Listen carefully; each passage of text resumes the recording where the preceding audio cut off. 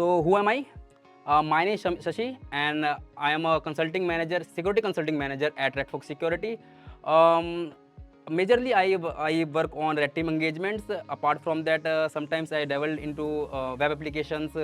Hardware is the new hobby that I have picked up. Yeah, that's about me. As I said, I'm a consulting manager at Redfox Security. And what at Redfox Security, what we do? At Redfox Security, we provide penetration testing services across various domains of cyber security, be it web applications, mobile application, hardware, Active Directory networks. Basically, we have our hands dirty in all domains of cyber security. Apart from providing cyber security services, we also offer trainings as well as courses, which are on academy.redfoxsec.com. So if you guys are interested in any of our trainings or any of our courses or workshop, do check out our academy website. Yeah, also we go to different cybersecurity conferences. We have already delivered similar kind of training at BSides Goa last year. This year we are going to Black Hat Asia for a sneak peek into chipmunk forensics training. That's a hardware training. Also, we are also going to Black Hat USA as well, which is going to be held in August. So if you are very interested in the chipmunk forensics part, so do check out Black Hat website. You can register there. Before talking about what is Active Directory, first let's understand why actually we are learning Active Directory, right? The reason why we are learning Active Directory, because when I go to my red team engagements, in about 90% of the environments, I see Active Directory is used as their network management service. So that's why I am focusing on Active Directory, because 90 to 95% of the environments are working on and managed by Active Directory. So that is the reason I am talking about, or I am going to teach you about Active Directory and its attack vectors. Also, there was a recently published study that more than Fortune 500 companies also use Active Directory in their environments a lot. So yeah, that's the reason. So now, what exactly is Active Directory, right? So Active Directory is a directory service that stores information about network objects. Network objects can be your users, computers, printers, shares, and more. It also centralizes management tasks like authentication, access control, as well as resource management. So by this definition, if you are not able to understand what Active Directory is, don't worry. I am going to show you some problems, and then we can understand what exactly is Active Directory here. Okay. So again, why do companies use Active Directory in their networks, right? Why is it so much popular among these very big or small companies, right?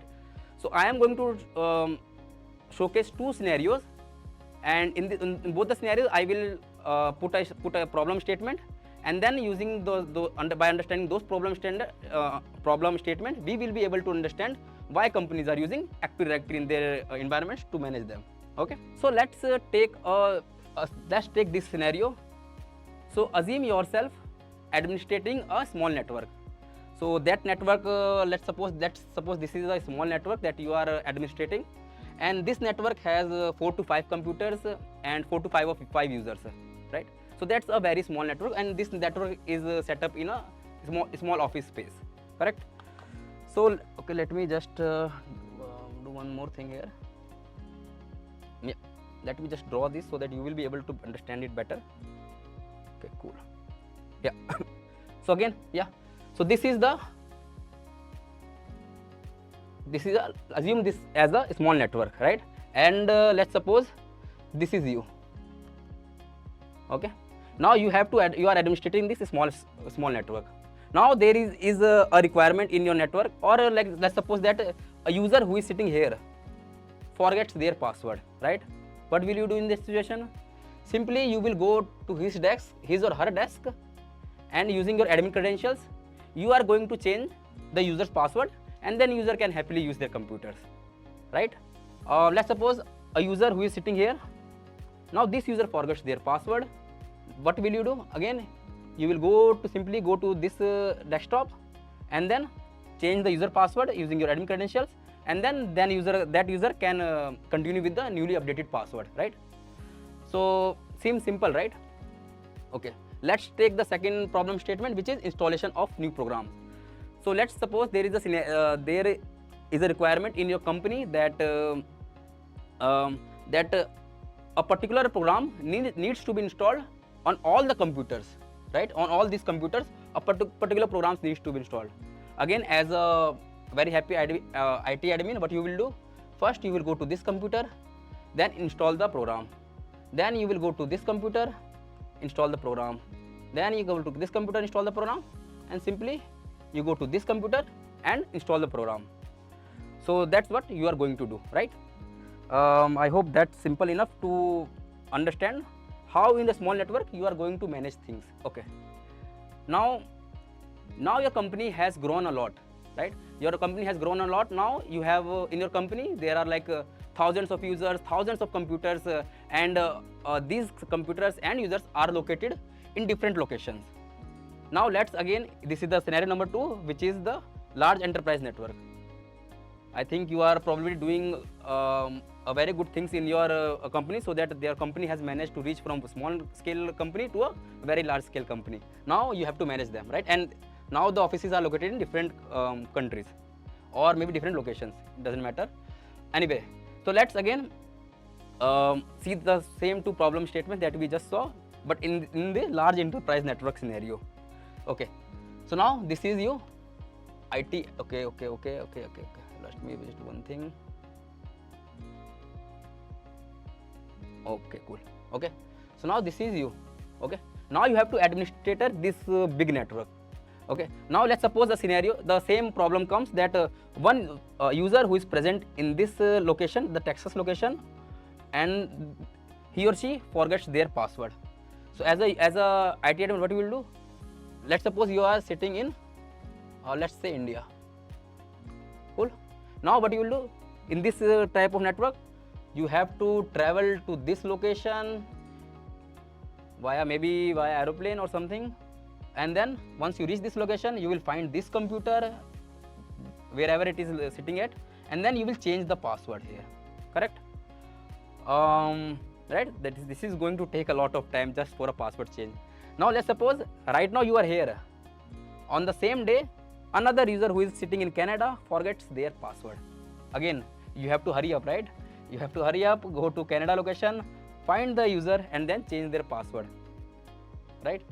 So I hope you are understanding the problem here, right? Again, let's suppose another scenario, similar kind of scenario. In this very large enterprise network, a requirement come from your company that in all the accounts department, whatever computers are there, you have to install the same program on all the computers. Let's suppose that in the accounts department there are 100 or 200 computers.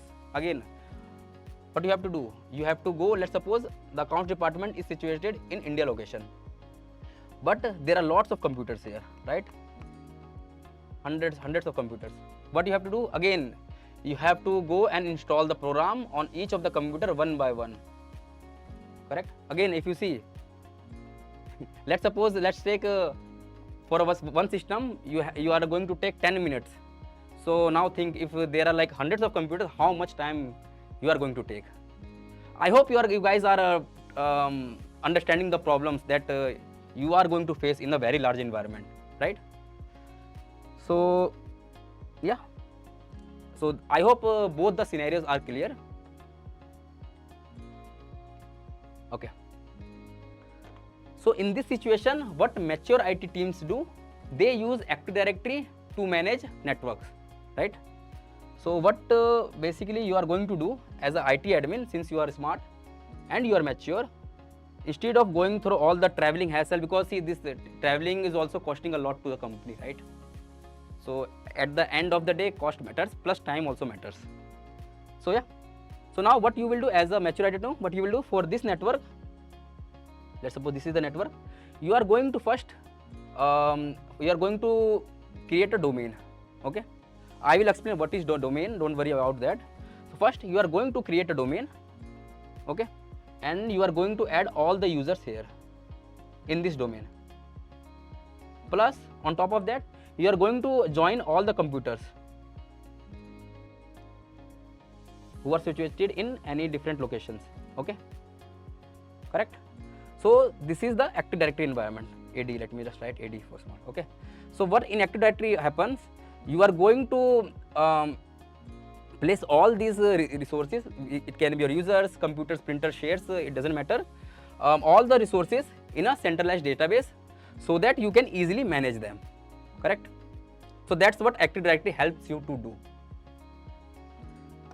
Let's go to the next slide. I think this will make more sense. Okay, again, this is your domain. Okay, and in this domain, these are your users. I can see printers, I can see servers, I can see computers. So this is a Active Directory environment looks like. And then again, how Active Directory solves the problem?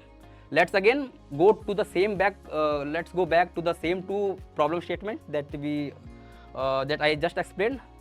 So what happens in so how Active Directory, for example, solves these two problems? The first problem was password change problem. The second problem is that you have to install a particular program on all the computers that are present in the accounts department, right? So how Active Directory does that?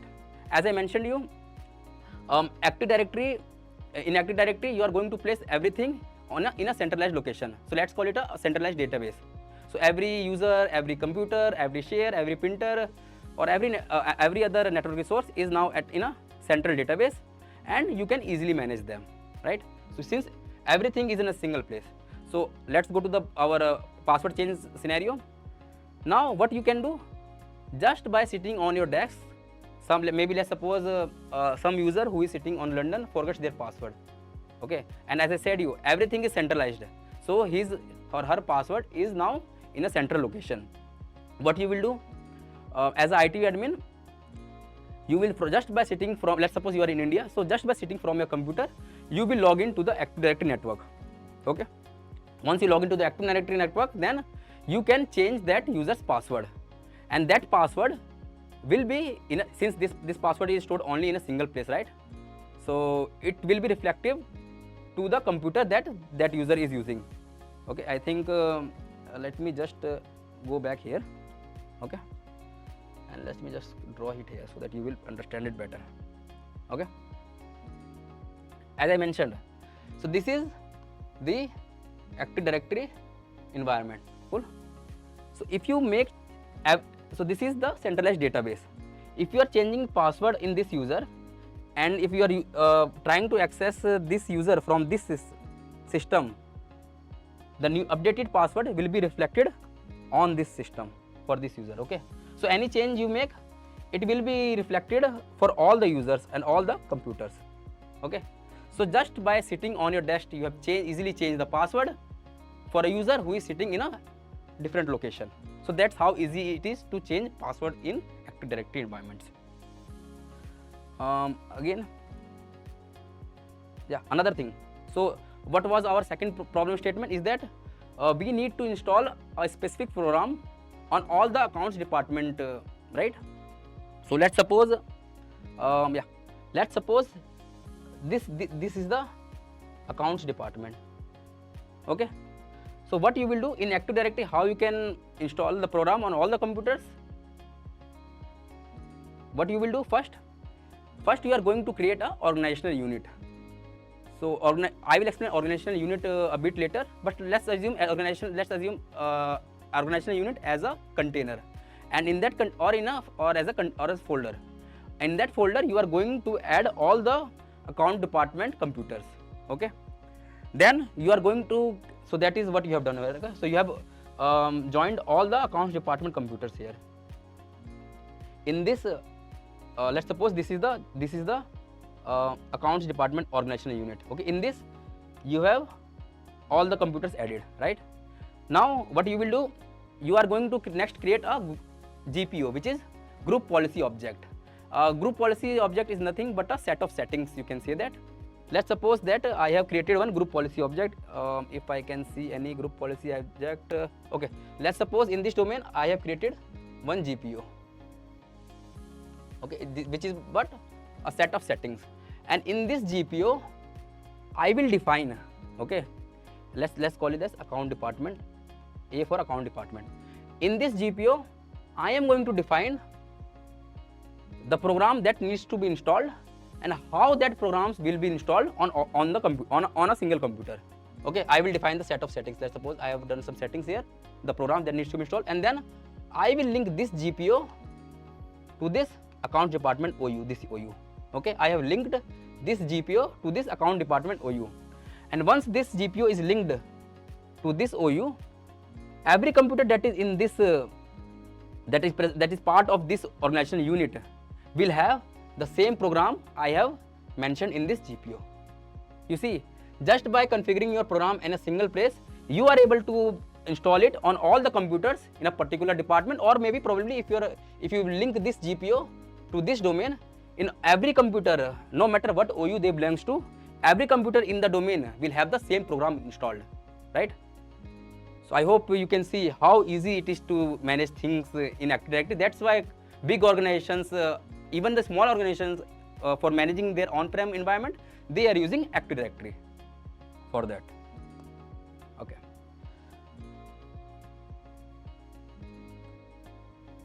I hope you guys are able to understand what Active Directory is for now, because there are many courses or trainings out there. They directly teach about the attack side of things. So if you are taking any offensive course, they will only teach you the attack part. They will not teach you the basics. That's where like Redfox Security comes in, because we feel that if you understand the basics, then the complicated attacks will make more sense and it will be easier for you to tag along. Now let's talk about Active Directory components. Okay, before that I think I missed one slide. Yeah. So now let's talk about Active Directory services. Okay, so when we are talking about, when we say Active Directory, generally we mean Active Directory domain services. So whenever I am referring here Active Directory, it is synonym with Active Directory domain services, but Active Directory as a service has plethora of other services as well. One of the obvious one is Active Directory domain services. Then we have Active Directory lightweight directory services. Then we have Active Directory federation services. We also have Active Directory certificate services. Apart from these services, there are much more services, like it can also act as a DNS server and other services as well. But the prime focus when we're talking about Active Directory is Active Directory domain services. And in this workshop, I am going to showcase attacks which belongs to Active Directory domain services as well as Active Directory certificate services. Okay, let's talk about different components of Active Directory. So these are some of the components. We have domain controllers, users and computers, organizational unit, group policy, security groups, trees and forests. So let's go through them one by one. Okay. I think by now you guys have an idea about what is a domain. So a domain in Active Directory is a grouping of network objects like users, computers for centralized management and security. It also provides security as well to these objects. It also provides security. So that's domain. A domain generally represents an organization or a company, and each domain has a domain name, a unique domain. And what is domain? A domain name is a unique DNS name. So let's suppose the company name is Redfox. So they might have a domain name with redfox.local or redfox.com. So that's the domain. Then we have NetBIOS name. So what is NetBIOS name? Okay. 1 second, guys. Yeah. So what is a NetBIOS name? NetBIOS name is another name that you can give to your domain. So NetBIOS name is generally used for legacy purposes. So there are systems like probably Windows 2000s or XP. They generally use NetBIOS name. So if your domain name is redfox.local, then the NetBIOS name will be Redfox. That's not always the case. You can have a different NetBIOS name, but generally we have seen that by default, if your company name is let's suppose redfox.local, then Redfox is the NetBIOS name. If the company name is like redfox.com, then the NetBIOS name will be Redfox. Okay. I see one confusion here, that let's suppose that company name is like the domain name is academy dot redfox dot com. Okay, in this situation Redfox is going to be the NetBIOS name, which is not the case. So the NetBIOS name will be just academy. Okay, I hope this is the NetBIOS name is clear. It will be the first I can say first DNS name before dot. Yeah, okay, I hope that's clear. Now let's talk about SID. SID stands for Security Identifier. It uniquely defines a domain. So every domain will have a unique SID which is represented by this name. So it starts with this S-1-5-21, then it will have the name of the basically this entire string will represent the SID. Okay.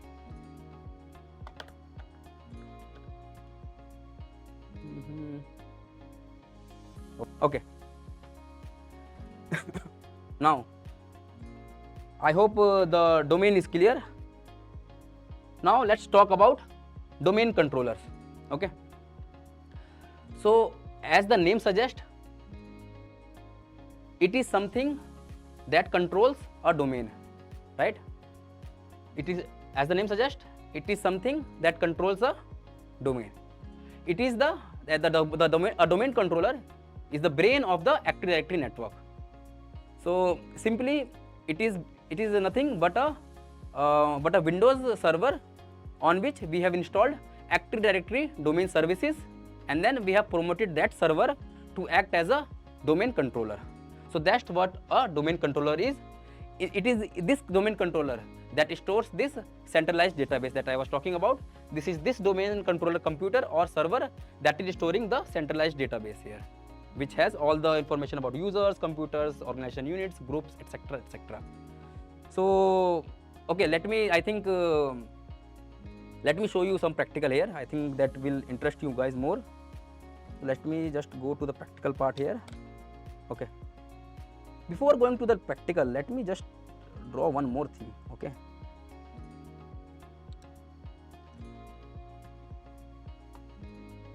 simple thing so that you will have a better context here. Okay, so let me first show you the structure of my lab.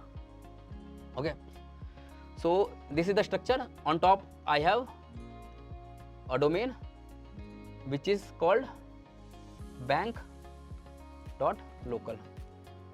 Okay, and this is the root domain. This domain has a domain controller which the name is DC01, and for this root domain we have this root domain has a child domain. The child domain name is delhi.bank.local. So that's the child domain, and this child domain has a domain controller. The name is DC02. Actually it has two domain controllers. So first one is DC02, another one is DC backup, and it has a workstation computer, name is WS07. It also has a server system, name is Web01. So that's the structure of my Active Directory lab. Okay, so every domain will have at least one domain controller. As you can see, the parent domain has a single domain controller, but this child domain will have two domain controllers. So each domain, every domain should have at least a single domain controller, and then it can have users and computers. So that's the structure of my lab. Okay, so let me just show you the practical of what is a domain and what is a domain controller. Okay.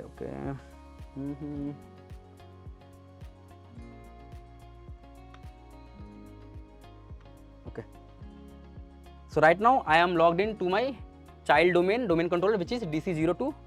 So that's the domain controller. As you can see, it is just a Windows Server operating system. Okay, nothing special about this. What's special is this thing. Let me open the server manager and let it load. I hope the font is visible. I think it should be visible.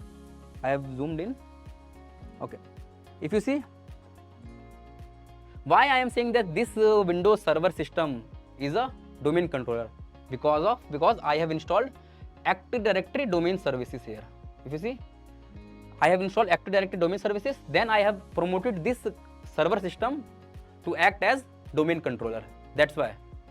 If you see, I have one server with me as well. Okay, that's the server. And if I go to this server, the server manager in this server, and let's wait. If you see in this server manager, in the server manager of this server, which is Web01, the name of the server is Web01. In this server, there is no ADDS service installed.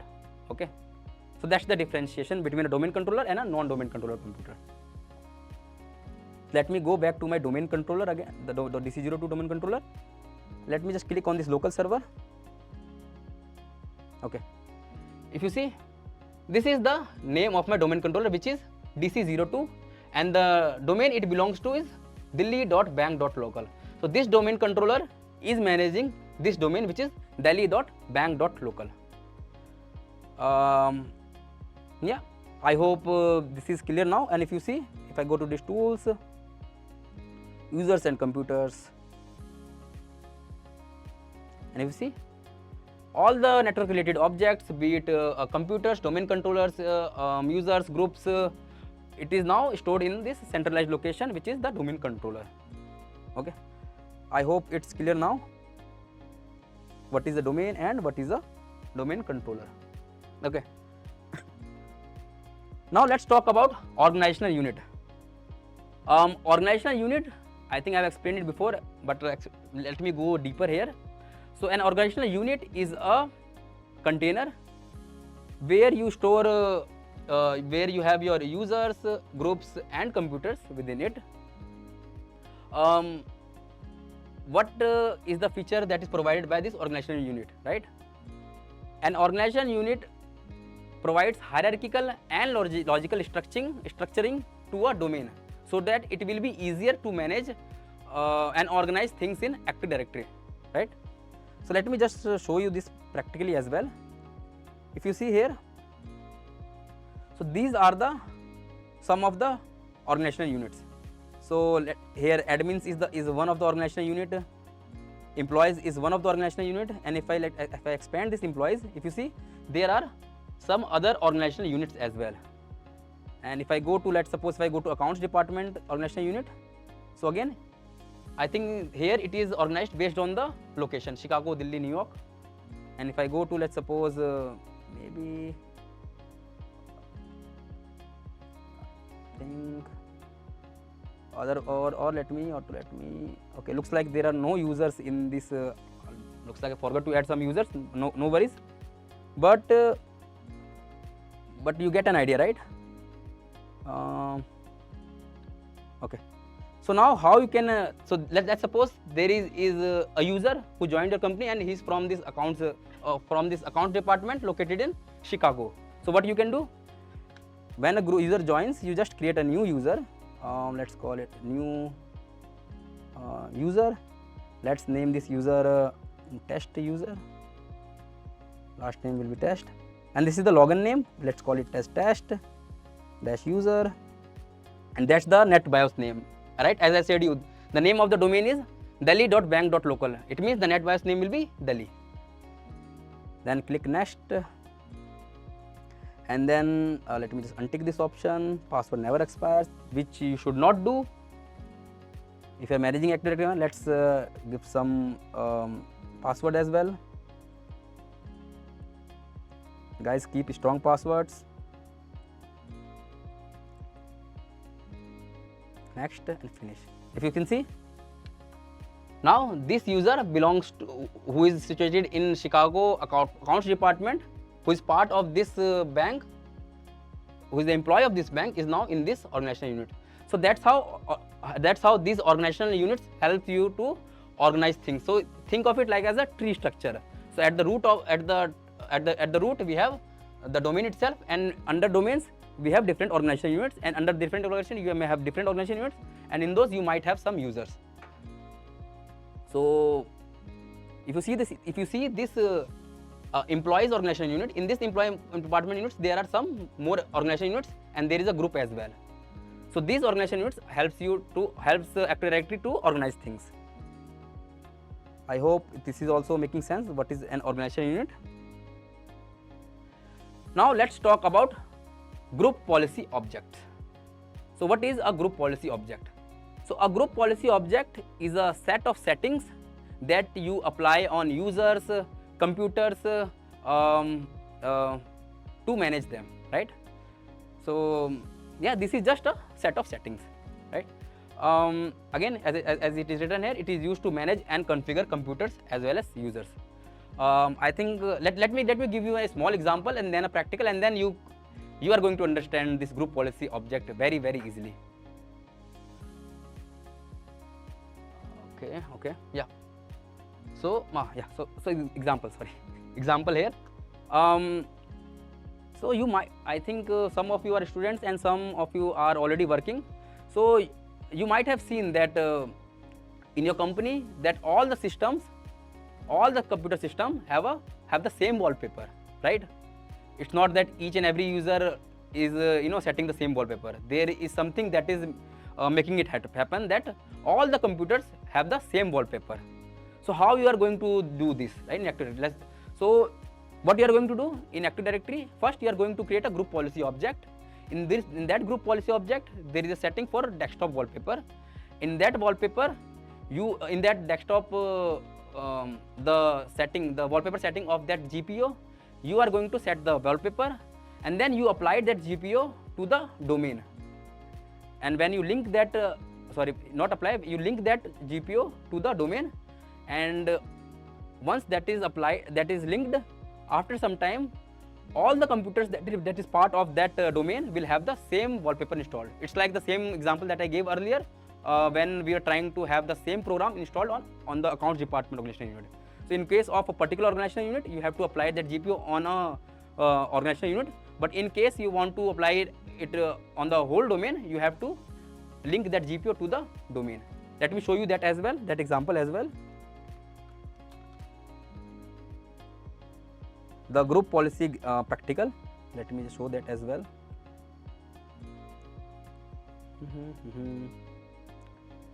Okay, so right now I am on the domain controller. So okay, right now I am the DC02 domain controller.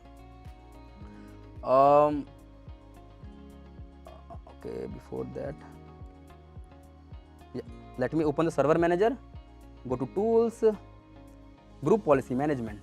Okay, so this is the group policy management. At the top of the forest, okay, so I think I have not told you about the forest. A forest is nothing but a group of domains. More on that later.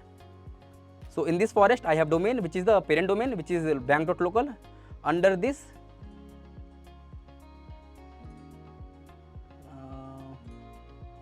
wait okay, yeah,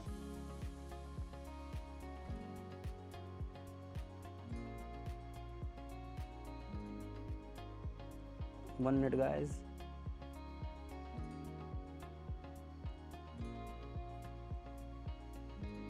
Am I on the right one? Okay, looks correct here. Tools, group policy management.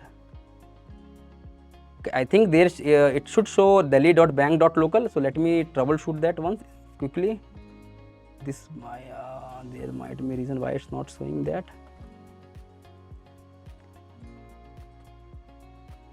Let me just sign out from this domain controller.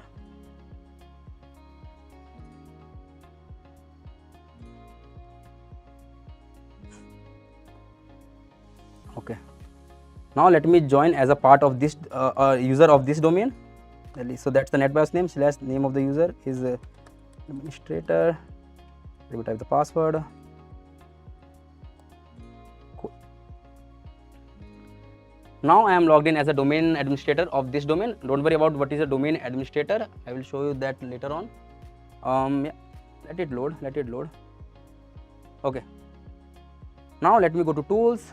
I hope this time it will come. Group policy management.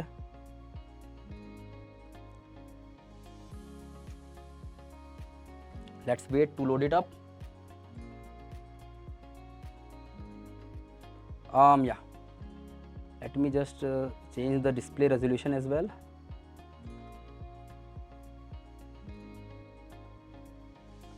I think 150 is fine. Okay. So you guys have already understand about organization units. Now we are on the this group policy thing, right? Okay. So that's the dashboard for group policy management. And yeah, what's the requirement here? That on all the computers of this domain, delhi.bank.local, we will have the same wallpaper set. Okay. So what we are going to do? Okay. So what you will do first, in this group policy objects, you will create a new group policy. Let's call it wallpaper. Okay. Let's call it set wallpaper. That's the name of the GPO, and it is now created. And in this GPO, we are going to set the wallpaper. And these are the set of settings that I was talking about. These are the settings which belongs to a computer, and these are the settings which belongs to a user. Okay. So let me show you as well. If you see, this is the list. These are the set of settings like control panel, desktop. Okay. If under this desktop, there is another desktop here folder. Okay. Let me just increase it. Okay. In this desktops, we have different set of settings. One of the settings is desktop wallpaper. So first let's see the wallpaper of these computers. If you see, so right now this is the wallpaper. If I go to my web 01 machine, that's the wallpaper. Okay. Now let's change this. Under this, if you just double click here and enable this GPO, you have to give the location of a wallpaper. The wallpaper can be stored maybe locally, or maybe it can be stored on a server somewhere else. So I am going to use a local wallpaper here.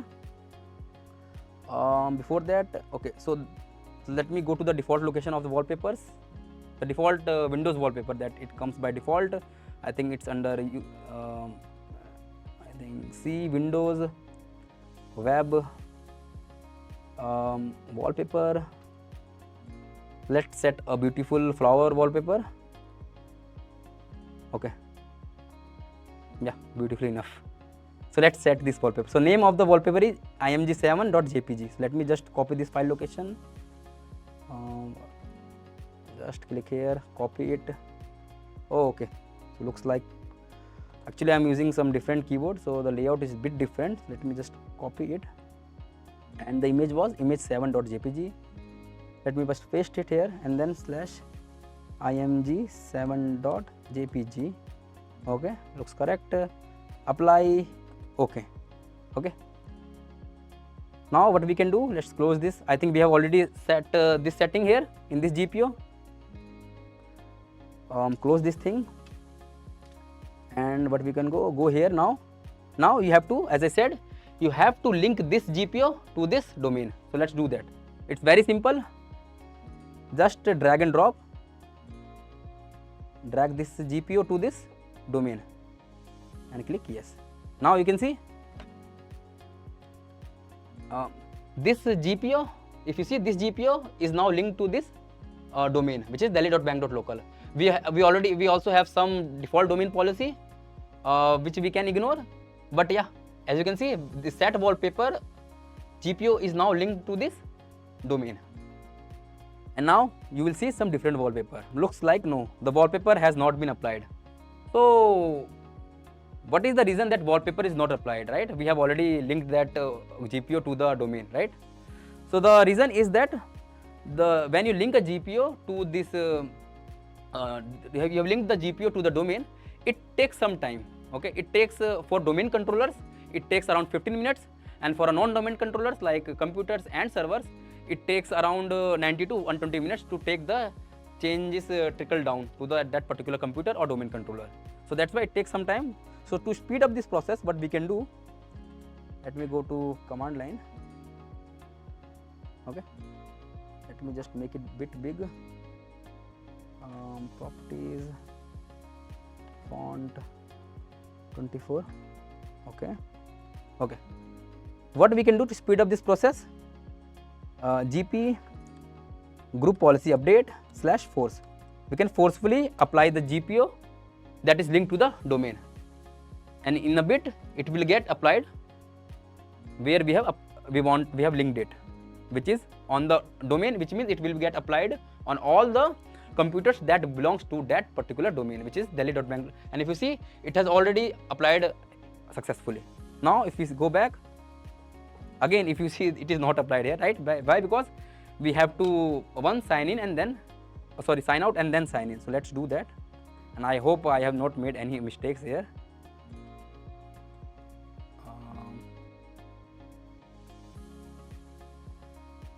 Sign out and then sign in.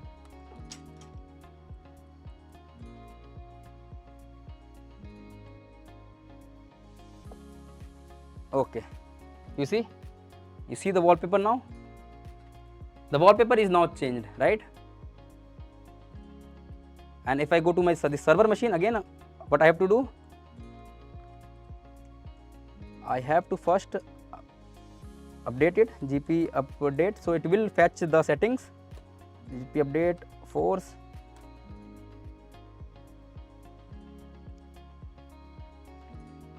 So again, in a normal environment, a user don't has to manually do this. It will get applied automatically, but it will take time. Since this is a workshop, I have speed this process up. Again, if you sign out and then sign back in,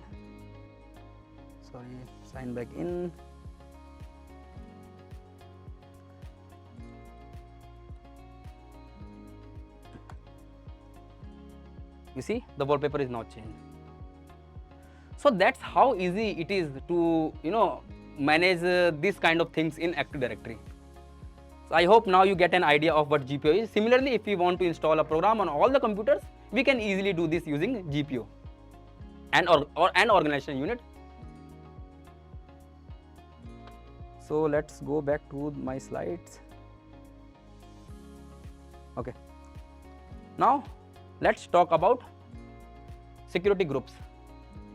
So a group is a way to collect users, computers or other groups into a manageable unit. Groups allows to provide access to resources to a set of users or computers. So that's what a group is. And to give you an example, again, I feel like examples are easy way to understand and make you understand these complex things. So if we take an example, let's suppose there is a new IT team, and for that IT team you want to share a folder. Okay, so what you are going to do, first you will create a folder, and then in that folder you are going to define the access, who is going to access that folder. Basically you are going to create a group, and in that group you are going to add all the new IT department users, and then on this share object you will define that this group can access me. Okay, and if you define this on this group, on this share object, then all the members of this particular group will be able to access that share. So that's how groups allows you to allow you to assign access to a resource for a set of users or computers. Again, let's use the one example here. Let me show you this practically. Okay, so let me go to this DC again. Okay, let's go to this server manager. or not here. Okay, cool. So again I have already created one share here. Let's suppose so this is the share. Okay, in this share there is a file which is hello world. Okay, so basically we want to give access to this share to the users who are joining the new IT team, right? So how can we do that? So we already have a share. Let me create a group as well. Tools, users and computers, and then let's go to this employees. Let's go to this IT department just to be organized, and this in this IT department organization unit, let's create a group, new group. Let's give a group name, like we can write let's give new IT team. Click OK. Okay, now you have created one group here. Cool. Now what you can do on this share, let me give some access. Go to shares, then properties. We have a security tab here, and these are some of the default permissions already set. Let's edit it and click add. From this domain, let's use our new IT team group. Check names. You see it has already fixed that new IT team, and then click OK. And on this new item, let's give them read and execute rights. Okay, not the modify rights, not the write, only the read and write, only the read and execute rights we want to give. Okay, let's apply, continue.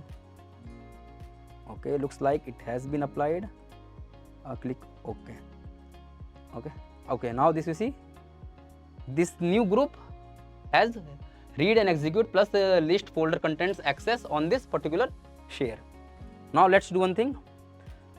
On this web server machine, I am logged in as a user. I think the name is SVC backup. So let me just see that.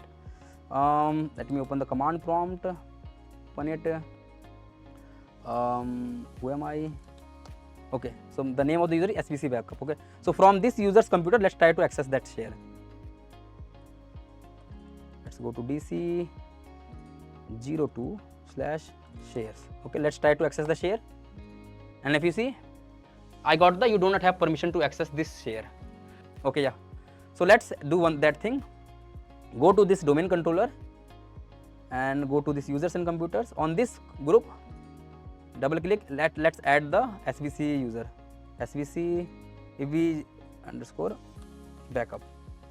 Just click check name, just to see if I am making a spelling mistake or not. Okay, then click OK. Now we have added that user in this group. Click apply, then click OK. Okay. Now if you see the members of this group, you will see this user. Okay. Now again, let's try to access that same group from this user's computers. Let's do that again.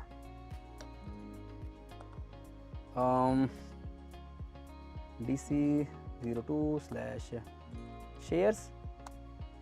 Okay, again you see the same problem here, that this user is not able to access that share because it doesn't have the permissions, though we have added that user in that group, the new IT team group, and we have also assigned the new IT group the permission to access. Okay, so why this user is not able to access that share though he has the permission? Why? Because right now when I logged into this computer, at that time this user was not part of that group, right?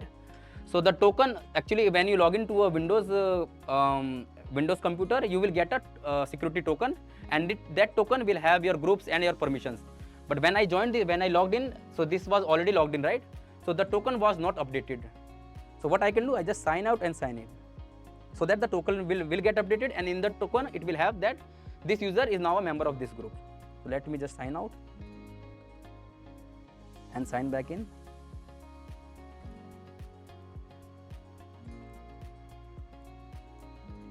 This keyboard is really messing my mind.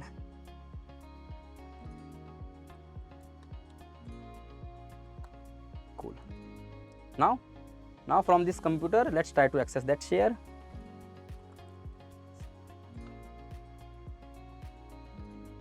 Okay, still we see permission denied. What can be the reason here? Okay, let me see. It should not be the case, but DC02/shares. shares. Okay, still we are getting the same problem here. Let me just troubleshoot quickly.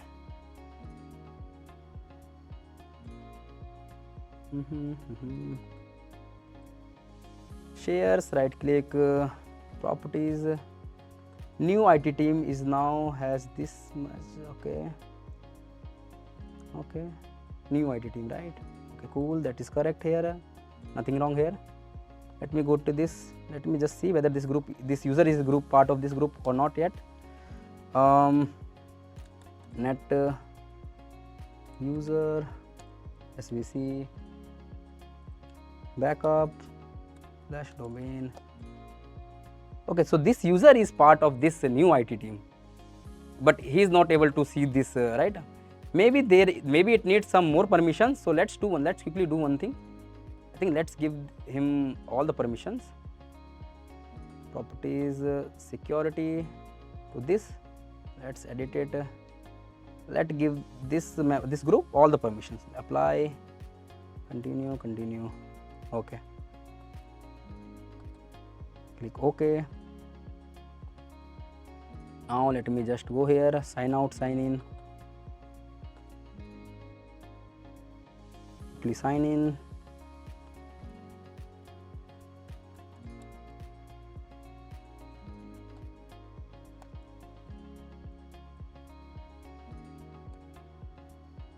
Now let's try that.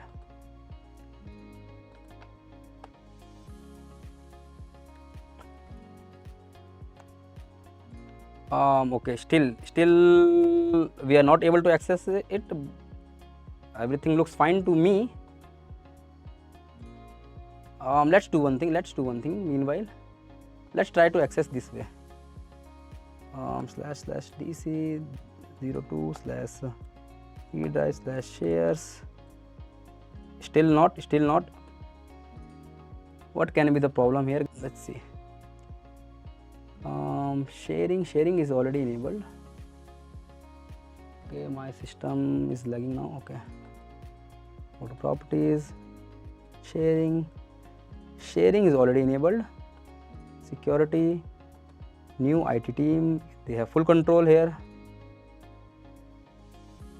Okay, I don't know what might be the reason here. Anyways, let's do one thing. Let me just what can I do? Because it should work.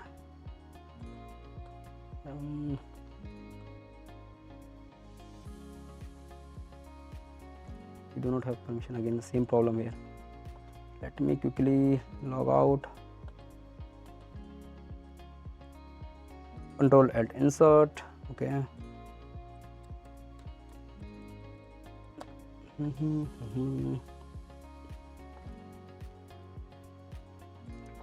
Now again, let's try DC.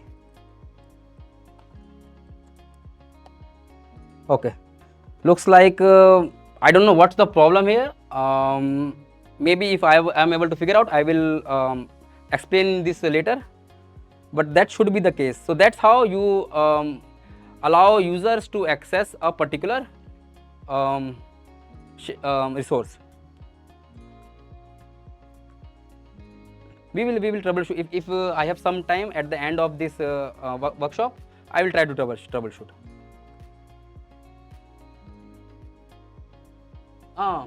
So what's the difference between groups and organization unit? So the difference between groups and organization unit depends on their functionality.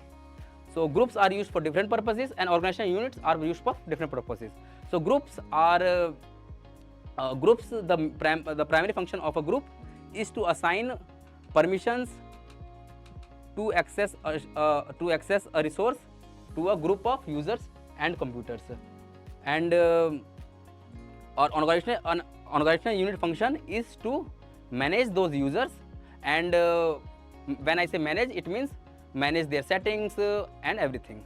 So that's the primary difference between a group and organization unit. So group is used to provide access to resources to a set of users, and and this organization unit is to manage a set of users and computers.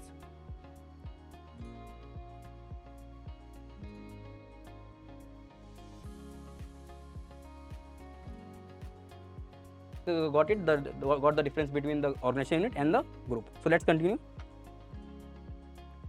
I hope you guys are able to understand the group, even though the practical didn't work, but you guys get an idea. So these are some of the important security groups. So we have domain admin, server operators. So let me go to each of them one by one. So domain admins. The domain admins group is the group which has the highest level of privileges in a domain. So the members of domain admins group can do anything they want. So when we are going on our engagements, we are generally after the members of this domain admins group. Why? Because the members of this group has the highest level of permission in a domain. They can do anything they want. Then we have a server operators group. Okay. So the users in the server operator groups can manage the domain controllers. Okay, but they cannot change the membership of a group, right? So they are only able to manage the domain controllers, and they cannot change the membership. They will not be able to change the membership of domain admins group and add themselves to that group. Okay, that they can't do. They just can manage settings on a domain controller. Then we have backup operators. So the members of this backup operators group, has access to all the files in any computer in the domain. So they are generally used for backup purposes. Then we have account operators group. As the name suggests, this account operators group, the members of this account operators group can manage the accounts in Active Directory domain. They can change the password, they can rename the user, those kind of things. Then we have domain users group. In domain user group, so every user is by default part of domain users group. So every user, whether it be it a domain admin or be it any normal user, all of them are part of domain users group. Then we have domain computers group. So every computer in a domain is part of this domain computers group. Then we have domain controllers group. So as the name suggests, every domain controllers are by default part of this domain controllers group. So these are some of the important groups in a Active Directory domain. Okay. Now let's talk about authentication. So in Active Directory, there are primarily two kinds of authentication. One of the main one is the Kerberos, and the Kerberos is the preferred protocol as well. So Kerberos uses a ticket-based system to authenticate users to a domain. So think of ticket like if I take an analogy of a web application, then tickets are your tokens or your cookies. So once you get a token, once you get a ticket, you can access whatever this token has the privileges to, or whatever this user who has this token.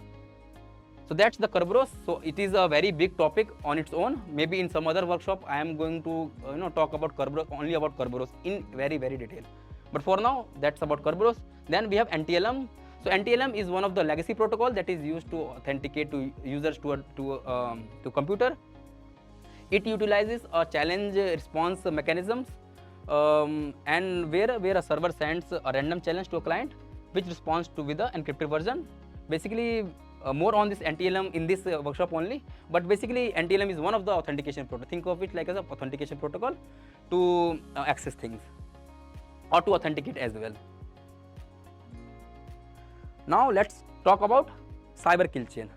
Okay.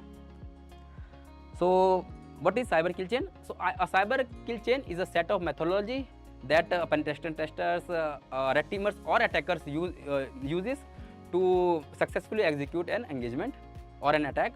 So it starts with external reconnaissance, where an attacker or as an ethical hacker or as a pen tester, you are outside of the network and you're trying to get access in their network. Then you find a vulnerability in their external network, and then you compromise the machine. Once you compromise the machine that is in the internal network, then your internal reconnaissance begins. And when you get access to a machine on the internal network, then you do enumeration, and then you try to escalate your privileges from a normal user to a local administrator on that particular system. And once you become a local administrator on that particular system that you have compromised, from that system you try to move laterally to different system and then escalate on those systems. And from that system you try to move laterally to some other system, and this process continues on and on until you get access to a member of this domain admins group or get a credential of a domain administrator. Once you get to the credential of a domain administrator, then basically you own that domain. You can do anything you want. Once you have that, then you can go for domain dominance or you can go for domain persistence. where you can have a backdoor, so that maybe later you can again go from that backdoor, you can again escalate your privileges and become a domain admin. So that's the cyber kill chain.